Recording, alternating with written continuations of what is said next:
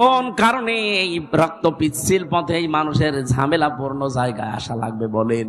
আল্লাহ আমার যা দিয়েছে, আমার বাবার যা আছে, আমি মরণ পর্যন্ত যদি আরামে থাকতে চাই কোনো অসুবিধা নেই। কোন কারণে আমার এই রক্ত পিচ্ছিল পথে মানুষের এই গালি গালাজ অপমান অপদস্থের পথে আসা লাগবে? আমি দেখতে পাচ্ছি এই রাস্তাগুলোই না আসলে যারা আছে এরা একটাও এই রাস্তা ঠিক রাখবে না, রাস্তাও খেয়ে ফেলবে। এ কারণে আমাদের আশা লাগছে। আর এইটাকে এখন কেউ বলছে যে না এরা রাজনীতি করছে, এটা ধর্ম ব্যবসা করছে। আমারটা যদি ধর্ম ব্যবসা হয় আপনারটা কি বলেন? আমার এটা যদি ধর্ম ব্যবসা হয় আপনারটা কি আপনি বলেন?